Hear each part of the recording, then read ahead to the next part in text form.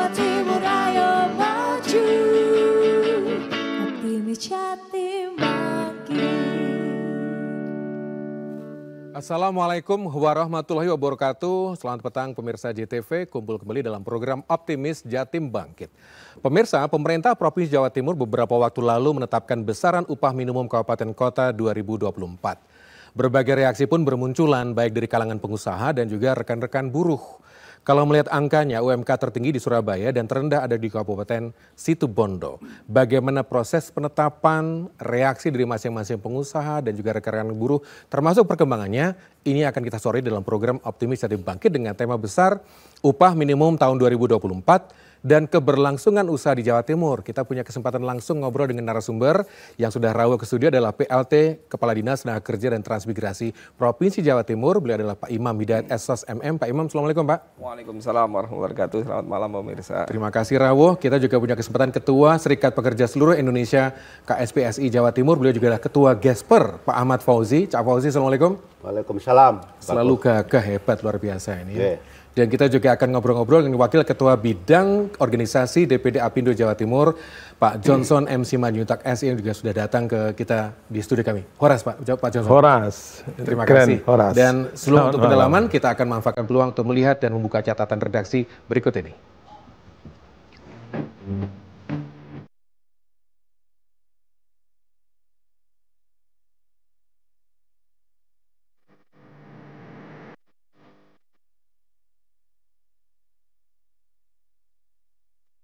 Gubernur Jawa Timur Khofifah Indar Parawansa akhirnya mengetok upah minimum kota Kabupaten Jawa Timur tahun 2024. UMK tertinggi di Jatim ada di kota Surabaya sebesar 4,7 juta rupiah per bulan. Sementara Situbondo menjadi daerah dengan UMK terendah senilai 2,1 juta rupiah per bulan. Meski terendah, nilainya masih di angka upah minimum provinsi 2024 naik Rp125.000 atau 6,13% dibandingkan tahun sebelumnya. Adapun sebelum putusan digedok terkait UMK, ribuan buruh pada 30 November 2023 melakukan unjuk rasa di depan kantor Gubernur Jatim, Jalan Pahlawan, Surabaya.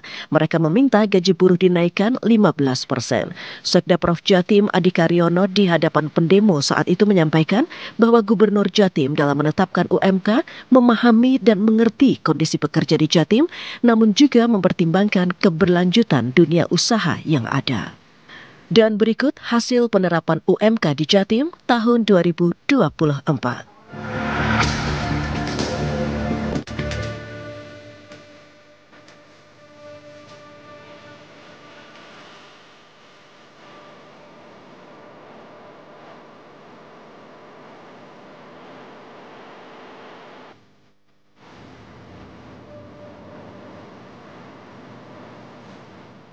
Pemirsa, kita sudah buka catatan redaksi sekaligus kita sekilas melihat tabulasi angka-angka UMK yang baru di 2024. Dan tadi juga sudah disebutkan bahwa UMK tertinggi Surabaya terendah di Kabupaten Situbondo. Bagaimana proses penetapan UMP kemudian UMK di Jawa Timur untuk tahun 2024? Saya mohon Pak Imam bisa ngasih gambaran Pak untuk perkembangan. Monggo, seperti apa sih Pak proses penetapannya itu? Pasti berbagai macam pertimbangan dimasukkan, silakan. Baik, terima kasih Mas Iman. Nah, penonton JTV semua yang berbahagia. Jadi sebagaimana kita ketahui bahwa setiap tahun penentuan UMP maupun UMK ini mendapatkan perhatian serius ya, baik dari sisi buruh maupun dari sisi pengusaha, bahkan masyarakat, ya, masyarakat pemerhati baik di Jawa Timur. Dan kita tahu bahwa dinamika itu sangat tinggi karena bagaimana kemudian kita harus mampu menetapkan atau memadukan dari keinginan buruh maupun dari keinginan pengusaha. Kalau kita lihat keinginan dari buruh bagaimana kemudian tadi sudah disampaikan naik sampai 15%. Kalau itu diangkakan mungkin antara 500 sampai 600 ribu per tambahannya. Kemudian dari Apindo juga begitu. Ada kaidah yang harus dipenuhi, ya ini di PP 51 yang memang kalau dilihat dari itu semua kenaikannya memang agak kecil.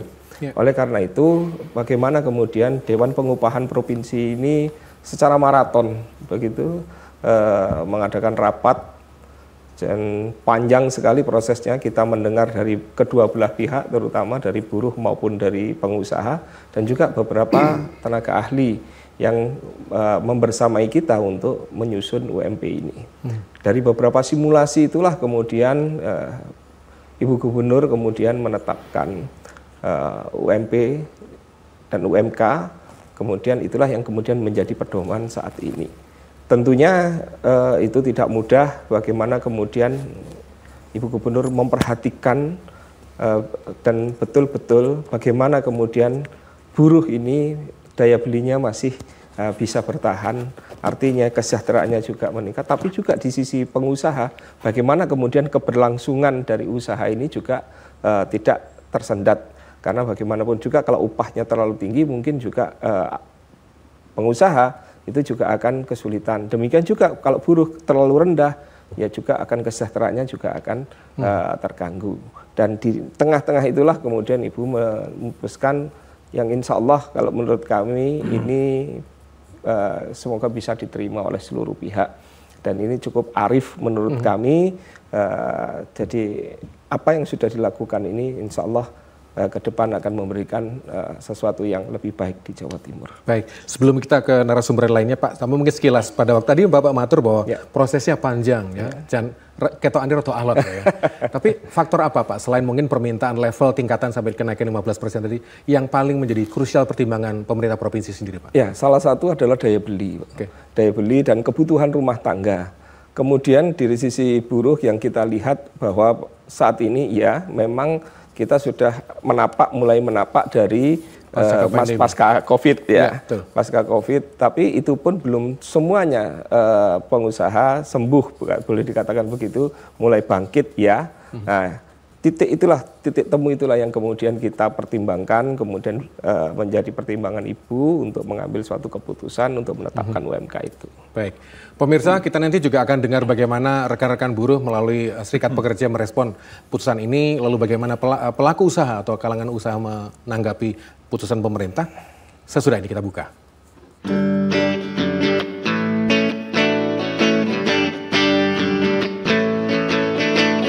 Tunjukkan semangatmu, Jawa Timur ayo maju, optimis Jatim bangkit. Optimis Jatim bangkit dengan sorotan fokus upah minimum tahun 2024 dan keberlangsungan usaha di Jawa Timur. Pak Fauzi, tadi Pak Imam matur kalau prosesnya itu agak panjang, diskusinya juga seru dan roto alot gitu. Tapi mungkin begitu didok, apa respon dari rekan-rekan buruh Pak Fauzi, monggo. Oke, Assalamualaikum warahmatullahi wabarakatuh. Salam. Pemirsa JTP dimanapun saja berada yang saya hormati, Pak Iman, Pak Kadis, Pak Johnson yang saya hormati, izinkan sebelum saya ke sana, terlebih dahulu ingin menjabarkan secara konkret, karena ini menarik dan penting, bahwa untung kami masih dilindungi dengan Undang-Undang 13 tahun 2003, untung masih ada secercah harapan, walau sedikit, yang namanya Undang-Undang Cipta Kerja. Kita menyebut itu Undang-Undang titipan, itu pasal titipan. Walau tidak ada korelasinya, tapi tetap kami mengait-ngaitkan antara turunan Undang-Undang 13 2003 yang namanya PP 78 dan antara turunan PP 36 dan yang terakhir adalah kita menyebut PP 51 yang itu saya underline menjadi PP-nya titipan, yang itu saya underline sekali lagi bahwa itu PP-nya orang gendeng. Kita bayangkan Mas Siman, betapa jengkelnya enggak, emosi enggak. Dari tadi saya mau takbir terus. Kalau ruangan ini bisa kami pekikkan takbir mungkin sudah meledak. Bayangkan, Sidoarjo, Mojokerto, Pasuruan, Gresik, Wa'ala Alihi ini hanya dinaikkan menurut PP 51 itu hanya 34.000. Emosi enggak kira-kira? Sidoarjo juga begitu 36.000 dan demikian 39.000. Nan jauh di sana beras sudah naik, nan jauh di sana bagaimana BBM, bagaimana minyak dan sebagainya. Maka untuk itu kami masih ada bahan. Apa itu bahannya? Ternyata Undang-Undang 13 atau Undang-Undang yang baru atau yang sekarang ini kita sebut dengan PP 51 yang menentukan UMK, UMP bukan presiden saya bilang, bukan menteri saya bilang, bukan Pak Camat saya bilang, bukan bupati saya bilang, yang menentukan syukur alhamdulillah Gubernur Jawa Timur, gubernur di seluruh Indonesia. Maka teriring doa, oh kok dosa. Saya memberikan bahan kepada Ibu Gubernur, antara lain saya silaturahmi, namun silaturahmi saya akbar. 50.000 orang berjubel, berdiskusi dengan Ibu Gubernur di halaman kantor gubernur. Yang saya sebut Aliansi Jawa Timur, yang ini tidak ada duanya di Indonesia, hanya satu-satunya. Di samping ada SPSI, ada 38 serikat pekerja di situ, dan kebetulan adalah ketua umumnya saya. Kami memohon proposal terbuka di hadapan Ibu Gubernur. Kami memohon, ngemis sekali kami, agar Ibu Gubernur menghiraukan apa yang disebut dengan PP 51 dengan mengkombinasikan. Maka untuk itu kami bersyukur betapa bangganya kami punya Ibu Gubernur. Terlepas itu Ibu Gubernur sudah tanda tangan yang last minute, sudah injury time, dan Bu Gubernur membuktikan bahwa masih pro pekerja, masih pro buruh. Meskipun Pak Johnson jangan khawatir, dunia usaha masih dilindungi. Kalau tidak dilindungi Mas Iman, pasti pemenangnya adalah kami 15%, kurang lebih 600%, 500.000, 600.000 kurang lebihnya begitu. Tapi kami tidak ngeyel. Untuk itu Mas Iman, kalau dibilang bersyukur, ya alhamdulillah. Namun di lapangan mesti ada. Jangankan naik 120.000 Sidoarjo wa ala alihi, Surabaya 200.000, 500.000 saja, 600.000 aja, bahkan 1 juta. Masih ada meme-meme yang agak jahat. Masih kurang bos, masih kurang apa, masih kurang Pak Ketum. Itulah demokrasi. Betul. Untuk itu teriring doa sekali lagi kami mengucapkan syukur bahwa ternyata di 100% di seluruh Indonesia gubernur, apalagi yang PJ gubernur itu menandatangani sesuai dengan PP 51, maka Jawa Timur berbeda dengan kombinasi. Apa yang dapat kita bayangkan? Seperti, mohon maaf, itu yang namanya Kabupaten Bojonegoro, plek, turun dari PP 51, anjlok, tidak naik belas. Itu yang namanya Kota Pasuruan, besengek, kadang kita emosi.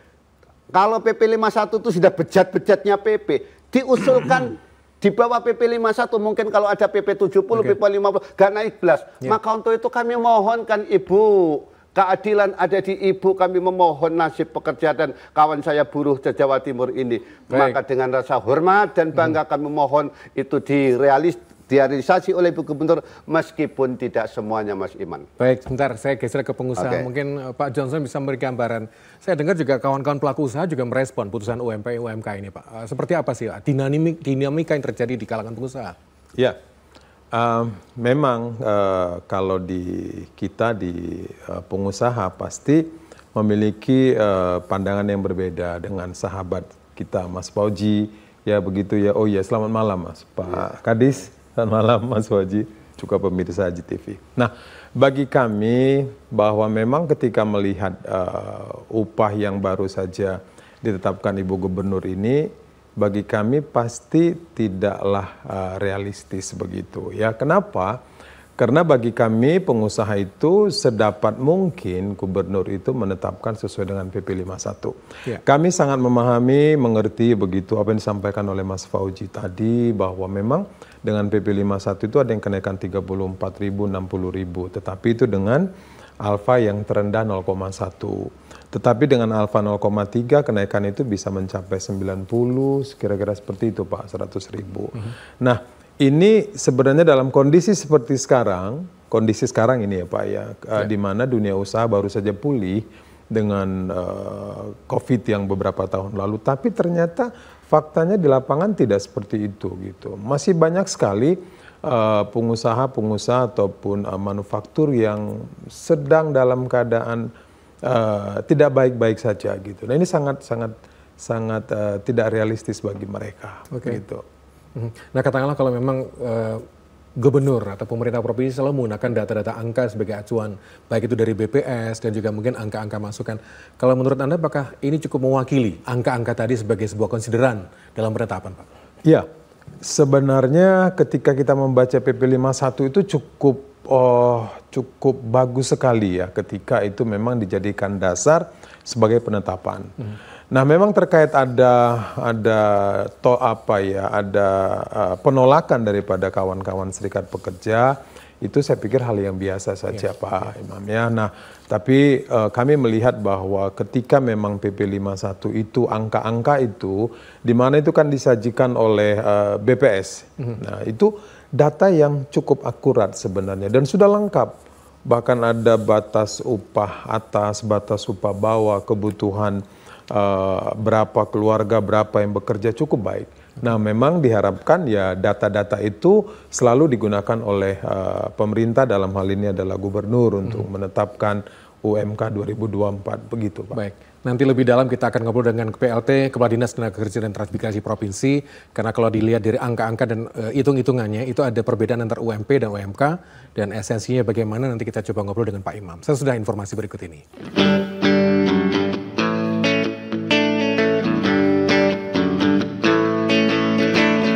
Tunjukkan semangatmu, Jawa Timur ayo maju, optimis Jatim bangkit.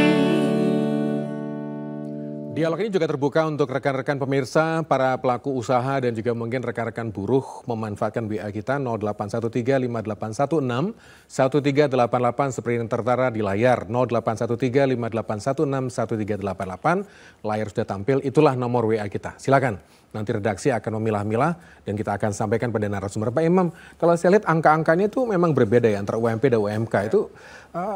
Gimana ngitung-ngitungnya Pak, kalau sampai ada perbedaannya? Jadi kalau memang di PP 51 itu sudah ada ketentuannya. Jadi salah satu yang dihitung adalah pertumbuhan ekonomi, kemudian beban rumah tangga, salah satunya juga adalah inflasi serta alfa, koefisien alfa yang dihitung antara tadi sudah sampaikan Pak Johnson adalah 0,1 sampai 0,3.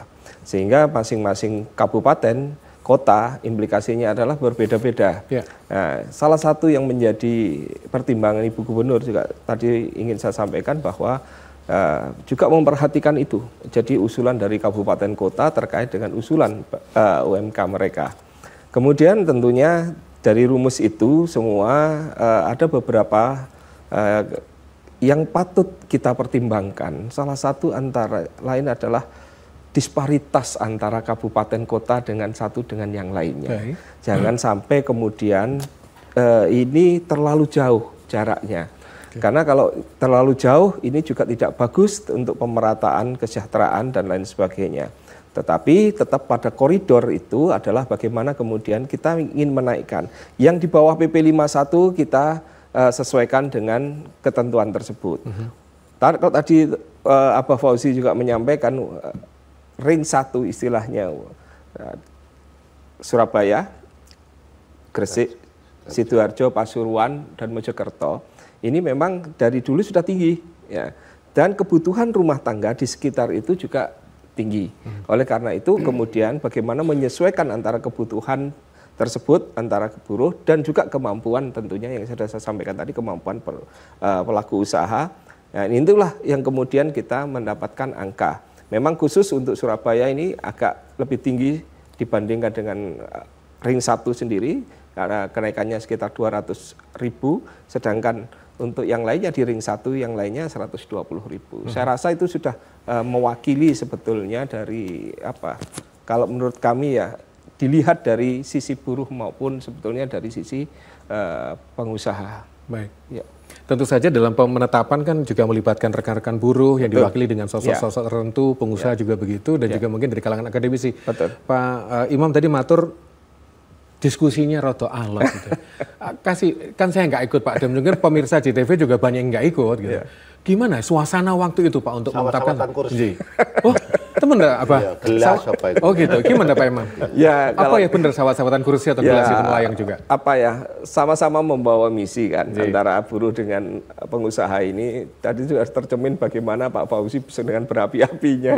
Kemudian Pak Johnson dengan pendapat yang kemudian tetap kekeh harus seperti itu. Ya, gambarannya seperti itu, bagaimana kemudian diskusinya, dinamikanya sangat tinggi. Dan itulah yang kemudian Dewan Pengupahan mencoba ayolah duduk bersama-sama. Ini demi Jawa Timur, tidak hanya untuk buruh, tidak hanya untuk pengusaha, tapi masyarakat Jawa Timur pada umumnya.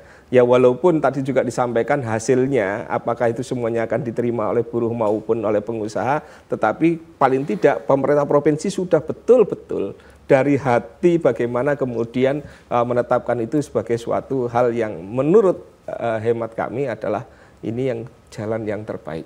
Faktor kecenderungan harga kebutuhan pokok yang lumayan ini apakah juga masuk dalam hitungan, Pak? Ya, otomatis ya. Jadi memang sekarang ini inflasi cukup terkendali, tetapi di beberapa daerah ini masih memang betul-betul kebutuhan rumah tangga itu meningkat, berbeda antara ring 1 dengan ring 2 misalnya. Iya, ini juga menjadi perhatian kita bagaimana kemudian Ibu Gubernur dalam memutuskan UMK. Ya, nggak kebayang misalkan kabupaten kota Mojokerto gitu ya. Podo-podo jenenge Mojokerto antara kabupaten kota tapi ya, regane seje gitu. Betul. Tapi rego beras podo wae gitu. Apa mungkin bisa kasih gambaran. Saya tahu bahwa para pekerja seperti halnya banyak pekerja juga mengalami tekanan ekonomi yang luar biasa di mana harga-harga kebutuhan pokok juga naik di tengah upaya pemerintah mengendalikannya. Tapi apakah kenaikan UMK 2024 ini sudah memang mengikutkan tren itu, Abah? Ya. Tadi saya baru terima kasih yang pertama, sekarang terima kasih kedua. Izinkan Mas Iman. Seperti Kabupaten Jember saya sebut, hanya naik 39.000 dalam PP 51 itu. Saya memohon semohon-mohonnya kepada Ibu Gubernur, tolong Bu, samakan dengan Kabupaten Banyuwangi karena daerah sekitar. Banyuwangi 109.000. Juga demikian yang namanya Kabupaten Probolinggo hanya 38.000. Saya mohonkan kepada Bu Gubernur, mohon Bu ratakan dengan Lumajang. Sama dengan Bojonegoro, saya sebut kalau disamakan dengan yang lain menjadi tidak naik, maka saya mencari di mana levelnya yang pas. Saya ketemukan daerah Nganjuk, saya ketemukan 85.000. Mohon-mohon ini alhamdulillah diterima oleh Ibu Gubernur, meskipun dari kanan saya kurang simpati, yaitu Apindo, kurang berkenan. Tapi paling tidak saya ingin memberitahukan kepada pemirsa JTV dimanapun berada. Ketika yang namanya disparitas begitu menganga Mas Iman, kita sebut yang namanya Lamongan dengan Gresik dibatasi hanya dengan sejengkal sungai. Begitu besar perbedaannya, 4,5 juta dengan 2,5 juta, hampir 2 juta, hampir 2 juta gapnya itu. Saya membicarakan hal ini dengan Ibu Gubernur 3 tahun. Ibu, saya pingin dong yang namanya gubernur saya yang tercinta, yang amat kami banggakan itu mampu menjawab persoalan yang namanya disparitas. Napa niku Pak Fauzi, tolong dong tunjukkan keberanian Ibu. Maka tahun yang kemarin Ibu betapa mohon maaf, begitu saktinya, begitu saya idolakan. Kenapa? Daerah di luar ring 1 mampu dinaikkan di atas rata-rata. Yang menurut peraturan yang lama PP 36 naiknya hanya 105.000, 97.000 dan paling banter 135.000. Tapi apa yang terjadi? Akibat saya terus memohon kepada Ibu Gubernur, sekali lagi dikasih 200.000. Kalau pemilu pada waktu itu mungkin saya pemenangnya, mungkin gubernur pemenangnya, karena 35 kabupaten dihujani deras dengan naik UMK yang begitu besar. Namun demikian yang ring 1 agak direm 150.000. Itu bagian-bagian penting yang diciptakan oleh Ibu Gubernur untuk bagaimana mendesain agar pekerja punya daya saing, agar mohon maaf perusahaan yang untup-untup yang sudah hari ini dengan besok makan apa sudah tidak jelas, uripnya sedino sewengi tahu lontong tok misalkan begitu. Ada memang perusahaan yang begitu, maka dengan kebijakan itu hari ini kembali bangkit Mas Iman untuk tetap berkarya di Jawa Timur. Sungguh Mas Iman, Ibu Gubernur menyadari betul terlalu besar UMK di Jawa Timur akan hengkang semuanya. Tapi yakinlah Pak Johnson, jangan karena ada judul itu melakukan relokasi. Di tempat naon jauh yang di sana, skill mereka, SDM-nya, sing kakian izin, gak melebu, panen gak masuk dan sebagainya. Itu adalah masalah-masalah besar yang oleh dunia usaha sangat dihindari. Untuk itu saya menyampaikan di tempat ini, janganlah sampai ada yang memperdebatkan Ibu Gubernur terlalu mohon maaf melanggar undang-undang ini PP 51 katakan begitu. Karena Ibu Gubernur saya melihat lebih hadir di tengah mereka untuk mendapatkan solusi yang terbaik. Ketika pengusaha harus tetap dijunjung dan dilindungi, ketika kesejahteraan pekerja harus tetap menjadi nomor satu. Baik, saya ke Pak Johnson. Pak Johnson, yang saya tadi apa yang diungkapkan Pak Fauzi juga cukup masuk akal. Tapi kalau kita lihat bahwa situasi ekonomi global kan secara umum itu masih belum pulih-pulih amat pasca pandemi dengan gejolak geopolitik yang di Ukraina termasuk Timur Tengah itu ya. Ekonomi Indonesia sendiri juga terpengaruh kondisi-kondisi tadi itu. Apakah teman-teman pengusaha juga melihat hal ini menjadi pertimbangan pemerintah dalam penetapan UMP-nya, Pak? Ya, ini yang tadi saya sampaikan ya, bahwa memang kan kondisi ini belum pulih. Masa-masa COVID yang seharusnya sudah sudah selesai gitu, diharapkan pulih, loh tiba-tiba kemarin ada lagi perang yang terjadi itu kan. Dan ini membuat perusahaan-perusahaan terutama yang ekspor itu tuh sangat mengalami kesulitan. Ya, nah ini yang membuat kita ini berharap bahwa pemerintah itu memperhatikan akan bagaimana kelangsungan hidup daripada perusahaan. Nah kami melihat bahwa di pusat, di PP 51 itu sudah masuk di sana semua Pak. Gitu. Pemerintah sudah berpikir ke sana. Karena itu muncullah PP 51 gitu kan. Nah PP 51 ini ya memang ditolak oleh bukan ditolak lah ya, teman-teman ini merasa tidak puas terhadap PP 51. Tapi kami menyadari betul bahwa ini adalah satu usaha daripada pemerintah pusat bagaimana supaya ekonomi ini bisa bergerak kembali meskipun banyak sekali tantangan yang kita hadapi. Itu sih sebenarnya Mas Iman. Baik, saya juga akan pelan-pelan masuk ke WA karena di sini juga sudah berkumpulan dan bermunculan WA dari pemirsa. Misalnya Pak Wawan, pengusaha kuliner di Malang. Zaman sekarang memang sudah selesai, COVID juga selesai, tapi usaha masih belum sepenuhnya bangkit. Masih pelan-pelan, jadi kepada para pekerja saya berharap sabar. Terima kasih untuk Pak Wawan. Ada juga Pak Ardu di Surabaya. Satu sisi ingin bisa gaji naik 100%, tapi kalau perusahaan tidak mampu terus gimana? Yang penting perusahaan harus jujur. Kalau untung ya bilang untung dan harus diberikan kepada karyawan termasuk rekan-rekan buruh, biar buruh yang banting tulang lego gitu. Terima kasih Pak Ardu untuk partisipasi di WA.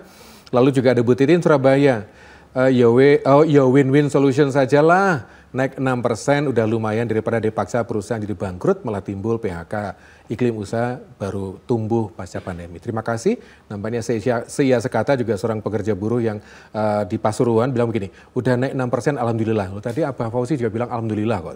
Tapi memang masih mengharapkan masukan. Kemudian udah naik 6% alhamdulillah daripada di PHK. Kayak saya ini, ternyata korban PHK. Matur nuwun untuk pemirsa di JTV di Pasuruan yang sudah ikut gabung. Enggak Pak Imam, ada banyak masukan dan konsideran pasti. Ini isu sensitif lah begitu kalau kita bicara soal itu ya. Tapi memuaskan banyak orang itu kan yo sakti tenan itu loh ya. Gatot Koca aja mungkin belum tentu bisa. Mau nggak Pak Imam? Ya, terima kasih Mas Iman. Jadi memang selain dinamika pertimbangan banyak tadi juga sudah disebutkan, tapi saya rasa pertimbangannya adalah pertimbangan yang masuk akal semua. Tadi juga dari pemirsa juga menyampaikan sebetulnya bahwa apa yang dilakukan saat ini adalah, ya itulah win-win solution sebetulnya. Tapi kalau kita melihat lagi bahwa di dalam suatu penetapan itu, pasti saya menyadari bahwa apa yang dilakukan oleh Bu Gubernur tidak bisa memuaskan seluruh pihak. Tapi mayoritas, tadi juga terwakili dari WA itu adalah suatu cerminan bahwa apa yang kita lakukan insya Allah sudah on the track.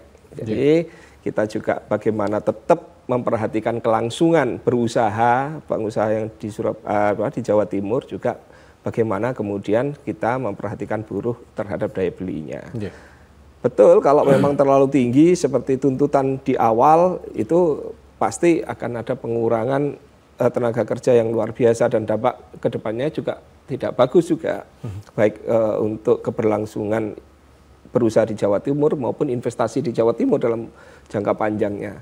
Oleh karena itu tentunya apa yang sudah kami lakukan, Ibu Gubernur yang sudah tetapkan ini bisa diterima oleh seluruh pihak.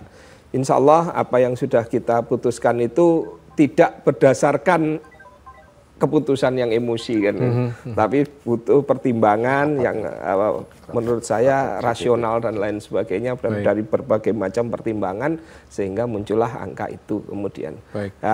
Yang perlu kita garis bawahi juga bahwa bagaimana kemudian ke depannya tadi juga disampaikan dari buruh bahwa produktivitas gitu ya harusnya sama inline dengan apa yang sudah didapat oleh kenaikan. Ya harus produktivitas, keahlian dan lain sebagainya harus lebih ditingkatkan. Demikian juga dari dari pengusaha. Ya kalau sama-sama terbukanya, insya Allah juga akan banyak diterima. Saya yakin proses penetapan juga, apalagi lihat latar belakang Abah, termasuk Ibu, pasti sebelum didok itu juga dibarengi dengan sholat istikharah pasti ya. Gitu ya.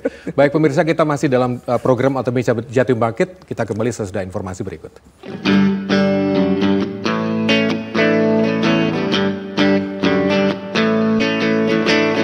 Tunjukkan semangatmu, Jawa Timur ayo maju, Optimis Jatim Bangkit. Optimis Jatim Bangkit dengan tema besar upah minimum tahun 2024 dan keberlangsungan usaha di Jawa Timur. Pak, saya sebelum ke Pak Abah Fauzi dan juga Pak Johnson, saya penasaran Pak, kita kan dalam situasi pandemi itu memang nyungsep ekonominya. Tapi dalam perkembangannya itu Jawa Timur bisa tumbuh berkembang dan bisa malah melebihi situasi nasional. Nah kalau dibicarakan situasinya kan kataannya usaha Jawa Timur mantap dan tetap solid gitu Pak ya. Apa nggak mampu Pak nuruti kehendak dari teman-teman pekerja atau rekan-rekan buruh? Jadi begini, kalau kita lihat pertumbuhan ekonomi itu kan sebetulnya pertumbuhan agregat ya. Jadi tidak berdasarkan satu sektor saja, tetapi memang bagaimana kemudian dari multisektor yang mendukung itu. Kemudian yang kedua, tentunya tadi juga disampaikan bagaimana kemudian di 2 tahun itu kita betul bukan hanya puasa tapi minus ya. Tirakat betul. Tapi ya itulah, masyarakat Jawa Timur sebetulnya adalah masyarakat yang cukup dinamis, cukup kalau menurut saya ya inovatif, juga pekerja keras ya. Dan apa yang sudah dilakukan oleh seluruh kabupaten kota dalam mewujudkan suatu pertumbuhan ekonomi yang cukup kuat di bawah dirijen dari Ibu Gubernur ini akan itu menjadi suatu hal yang boleh dikatakan akhirnya memberikan dampak yang cukup baik terhadap pertumbuhan ekonomi. Semua kabupaten kota bagaimana kemudian berlomba-lomba ya, ingin meningkatkan pertumbuhan ekonominya dan alhamdulillah itu diijabahi kan begitu. Jadi sehingga apa yang sudah dicapai oleh Jawa Timur itu tumbuhnya di atas rata-rata nasional. Tentunya kalau umpamanya ini kita lihat sebagai suatu bentuk effort yang luar biasa dari seluruh masyarakat Jawa Timur, ini adalah cerminan itu semua. Tentunya apa sih kiat-kiatnya? Banyak hal, Mas Iman. Kalau umpamanya kita lihat bagaimana kemudian Ibu Gubernur sering mengadakan istilahnya memperkuat perdagangan antar pulau. Bagaimana ini kemudian juga mengenerate sebetulnya dari tingkatan mulai UMKM sampai pengusaha besar. Karena kita tahu bahwa sebetulnya ada ceruk-ceruk pasar yang kemudian itu kalau dulunya impor itu bisa kita substitusi dengan kemampuan kita. Itu salah satu yang kemudian dikembangkan. Jadi kalau kita lihat pertumbuhan ekonomi di Jawa Timur salah satunya adalah bukan dari ekspor luar negerinya tapi perdagangan antar pulaunya domestiknya yang tinggi. Seperti itu. Abah nyun sewa Abah, kalau misalkan dengan melihat situasi seperti ini gitu. Kira-kira butuh berapa lama lagi Pak? Mungkin pengusaha bisa nututi untuk tuntutan 15% tadi Pak. Pertumbuhan ekonomi Jawa Timur itu Cak Iman itu 4%, inflasinya adalah 3%. Saya ini termasuk orang, kalau bank itu Cak Iman, itu bank syariah saya. Tokoh serikat pekerja, serikat buruh di Jawa Timur yang alirannya tidak ekstrim-ekstrim banget. Juga tidak terlalu tidur nyenyak. Kami bangkit. Tetapi bangkitnya kami, suara kami, idealisnya kami, kadang kami pagari dengan situasi kondisi perusahaan. Karena UMK itu yang bayar bukan pemerintah, namun adalah dunia usaha. Kami cukup mengerti. Maka saya rela, ridho, ikhlas bertarung dengan internal kami. Bertarung kepada kubu kami sendiri. Bayangkan, yang mau naik 15%, 20%, hei pabrik mbahmu tak. Yang mohon maaf terlalu rendah juga kata lagu jangan. Maka yang tengah ini kami padukan, kami rapikan, kami istilahnya kami mixer untuk bagaimana menjadi angka yang terbaik. Kadang kami juga WA-WAan bertengkarnya Bu Gubernur baik head to head langsung dengan saya atau bertarung dengan saya melalui WA panas. Kadang saya dihardik oleh Ibu Gubernur. Kalau Jawa Barat Pak Fauzi jenengan mulia nang Jawa Barat. Begitu sampai Ibu Gubernur. Artinya sudah kasar. Namun tetap saya memberikan pengertian yang dalam, Ibu Gubernur. Bagaimana rakyat pekerja buruh yang ada di Pacitan, yang ada di Trenggalek, yang ada di Sumeneb, yang ada di Probolinggo, dikumpulkan dari mereka yang punya aspirasi, lalu terlalu ke atas juga saya tidak setuju, terlalu ke bawah juga tidak setuju. Namun nilai daya beli Cak Iman harus tetap ada. Bayangkan kalau industri tutup, saya yakin warung-warung, kos-kosan yang ada di Ring 1 atau di industri-industri di Jawa Timur akan juga lenyap. Untuk itu kami menyampaikan di tempat ini terima kasih kepada Pak Johnson yang akhir-akhir ini sudah tidak begitu mengancam relokasi, yang akhir-akhir ini tidak selalu mengancam akan tutup pabrik. Masih ada solusi-solusi. Yang namanya UMK ini Pak Iman, ini dijadikan PSN, Program Strategi Nasional. Saya protes kepada pemerintah pusat. Hei, apa tidak ada kebijakan lain dong yang namanya upah buruh dijadikan PSN? Masih banyak variabel yang lain untuk, mohon maaf, menjaring investasi internasional untuk hadir di Jawa Timur, untuk hadir di seluruh Indonesia. Contohnya, pemangkasan birokrasi, ramah lingkungan, dan lain-lain. Kenapa harus masuk kepada dunia teknik, yakni terlalu dalam intervensinya sampai mengatur upah dan lain-lain. Maka hal ini Pak Iman, saya jujur dengan PP 51, PP 36 dan lain sebagainya. Jujur saya dan kelompok saya dibentur-benturkan dengan pimpinan daerah, dengan gubernur dan wali kota. Untuk itu teriring doa. Mudah-mudahan bupati wali kota yang mengantarkan rekom di atas PP 51, saya maknai itu bupati wali kota yang suka masuk surga. Amin. Tetapi yang bupati wali kota meleset itu tidak ada apa itu tempat tidak, lain, ya, apa itu kemudian gubernur kita hantarkan dengan masuk surga pula. Pak Johnson, mungkin ada harapan bagaimana kalangan pengusaha berharap pada rekan-rekan buruh ini supaya bisa keberlangsungan usaha itu bisa semakin bangkit dan semakin kuat untuk pasca pandemi sekarang nih Pak. Silakan. Jadi ini yang penting sebenarnya.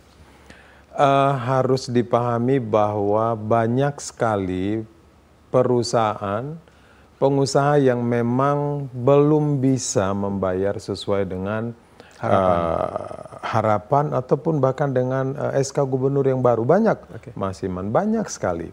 Nah ini yang menjadi satu problem sebetulnya. Ini harus menjadi concern daripada kita semua. Ya bagaimana dengan hal ini? Jadi kami berharap bahwa ketika perusahaan ini belum mampu membayar itu, nah kedua belah pihak dalam hal ini pekerja dan juga pengusaha ya Mas Yani, bicaralah ya, lalu bipartit, lalu menemukan solusi-solusi, pasti ada. Daripada seperti tadi ada dari WA, dari Pasuruan, dari mana begitu ya, daripada memaksakan harus naik, memaksakan harus sesuai dengan SK Gubernur misalnya, tetapi hanya bertahan 6 bulan, 1 tahun, atau kita pilih bertahan 10 tahun dengan kenaikan mungkin tidak seperti itu. Nah ini perlu komunikasi yang intens daripada pekerja dan dengan manajemen supaya ada solusi-solusi di sana. Sekali lagi masih banyak sekali yang belum mampu membayar seperti itu, Pak. Apalagi kondisi sekarang. Bayangkan ya Mas Iman ya, bahwa UMK itu kan diberikan kepada pekerja dengan masa kerja 0 sampai 1 tahun. Nah bayangkan satu perusahaan di Surabaya, ketika dia menerima orang, karyawan, maaf misalnya bagian kebersihan, itu dia sudah harus bayar hampir 5 juta 1 bulan. Hampir 5 juta, 4,7 sekian. Nah ini harus dipahami, ini gimana nih gitu kan. Nah gitu juga dengan diproduksi yang mereka belum punya pengalaman misalnya, sebab 0 sampai 1 tahun. Kita sudah harus bayar 5 juta, ini sangat berat sekali gitu. Jadi ayo seluruh pekerja gitu ya, agar bisa bersama-sama dengan manajemen, apa yang terjadi di perusahaan itu yang tahu itu adalah dari pekerja itu sendiri dan manajemen. Bicaralah berdua gitu. Baik. Ya. Nomor WA kita juga masih terpampang di layar, jadi pemirsa JTV yang juga ingin berpartisipasi boleh. Nanti akan dipilah-pilah oleh produser, nanti akan saya tampilkan, WA yang terpilih akan saya tampilkan ke narasumber. Pak Imam, terhadap apa yang dikatakan Abah Fauzi, kemudian respon Pak Johnson, itu seperti apa Pak? Ya, arahan dari Ibu supaya atas dan bawah itu sinkron lah gitu, jadi nggak cuma ABS saja gitu. Ya. Jadi memang itulah sebetulnya unik dan apa ya, boleh dikatakan dinamikanya dalam suatu memutuskan ini, karena ini berkaitan dengan kepentingan orang banyak. Tetapi apa yang sudah dilakukan kalau menurut kami ya tinggal bagaimana kemudian pengusaha dan dari buruh sendiri. Apa yang sudah kita hantarkan, Ibu hantarkan itu adalah sebetulnya menurut kami kata kuncinya sebetulnya ketemulah Abah Fauzi dengan Pak Johnson ini dan seluruh jajarannya. Jadi ya kita memang tidak saklek begitu. Yeah. Jadi bagaimana kemudian akhirnya keputusan antara buruh dan pengusaha ini apa ya, boleh dikatakan terkoordinasikan dengan baik, terkomunikasikan juga dengan baik antara kedua belah pihak. Yeah. Saya rasa kalau dari pihak buruh maupun dari pihak pengusaha sama-sama memahami bagaimana situasi dan kondisi yang ada saat ini, itu bisa tereduksi, bisa terkurangi. Tinggal pemerintah kemudian bagaimana menceiringi mereka kemudian di dalam suatu keputusannya paling tidak sudah mewakili dari mayoritas dari keadaan yang sudah ada di Jawa Timur itu. Dan ini tentunya ya kita tidak bisa melihat satu persatu dari perusahaan ataupun dari pihak buruh, tetapi kemudian bagaimana yang terpenting setelah melakukan ini adalah keterbukaan di antara kedua belah pihak, antara dari Apindo maupun dari... Seperti harapan pemirsa tadi, kalau untung ya bilang untung, dan kalau misalkan ada situasi yang berbeda, barangkali juga bisa dibicarakan. Terima kasih Pak Mulimin dari Pasuruan. Polemik kenaikan UMK ini kenapa sering terjadi setiap tahun? Ya, karena enak dibahas setiap tahun Pak gitu ya. Pemerintah seharusnya melakukan evaluasi. Buruh minta UMK naik karena kebutuhan hidup juga naik. Kalau kebutuhan stabil, saya yakin buruh juga tidak akan ngotot UMK ikut naik. Luar biasa. Terima kasih karena kebutuhan tercukupi. Lalu ada Pak Roni dari Mojokerto. Ini kabupaten atau kota Pak? Mohon izin karena saya orang kabupaten. Buat apa UMK naik tapi harga kebutuhan juga naik? Gak ngefek sama sekali. Lebih baik pemerintah tegas menjaga stabilitas harga kebutuhan rakyat. Terima kasih untuk Pak Roni, sepakat. Ini saya juga sepakat. Stabilitas kebutuhan pokok itu perlu dijaga. Terima kasih. Pemirsa, kita kembali sesudah informasi berikut ini.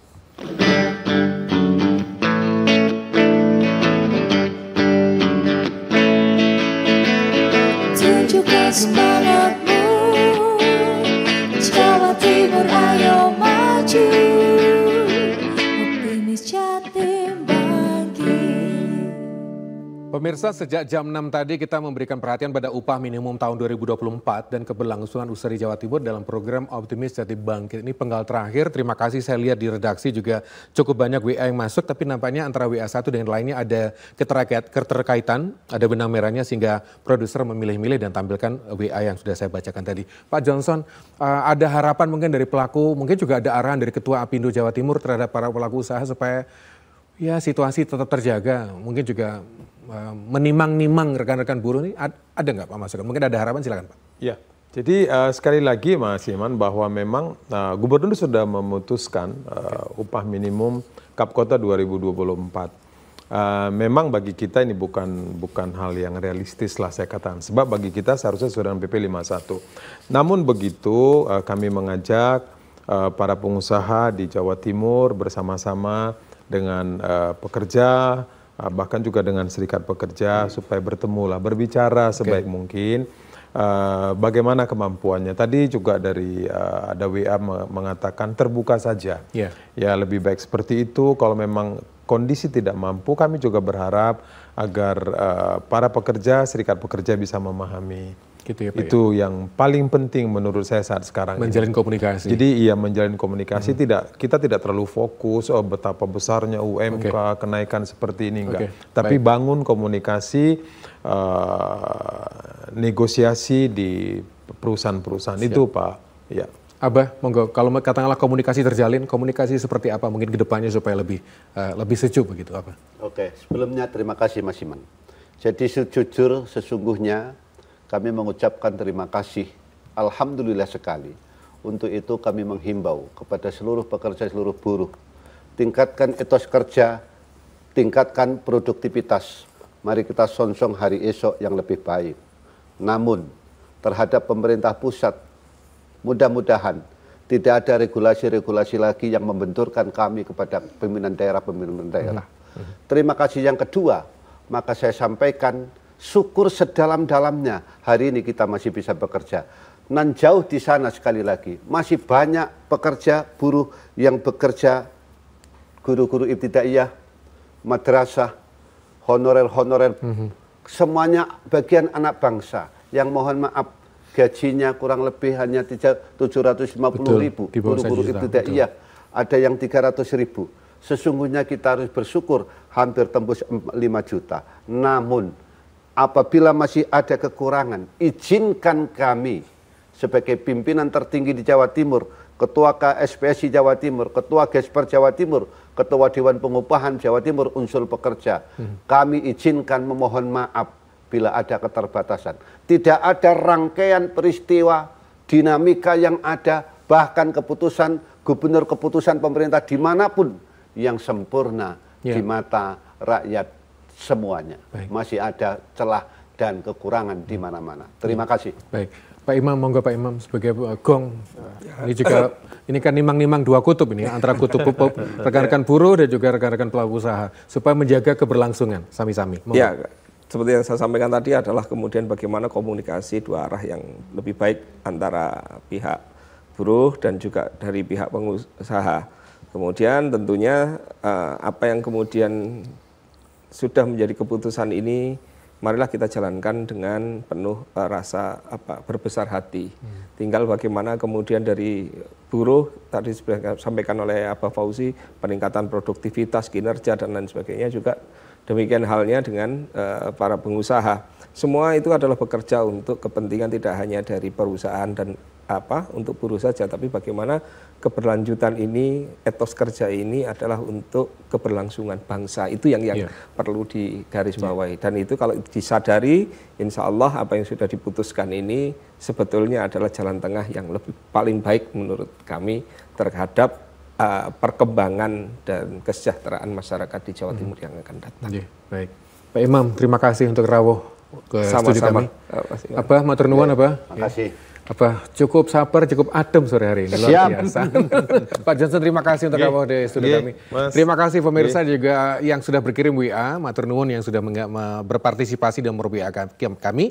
Dan mohon maaf kalau misalkan tidak semua WA kita bacakan, kita lihat memang ada banyak yang masuk dan ada benang merah antara satu dengan yang lainnya, makanya kita pilah-pilah. Saya Iman Dirtanto, terima kasih, selamat berkarya dan mudah-mudahan tetap sehat. Assalamualaikum warahmatullahi wabarakatuh. Waalaikumsalam.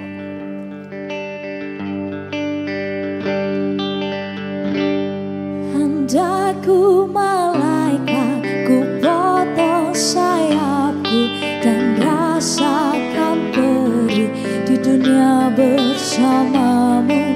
Perang kan berakhir, cinta kan abadi di tanah anarki, romansa terjadi.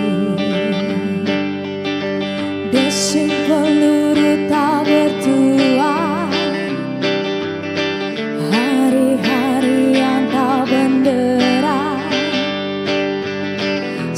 setiap detik nyawa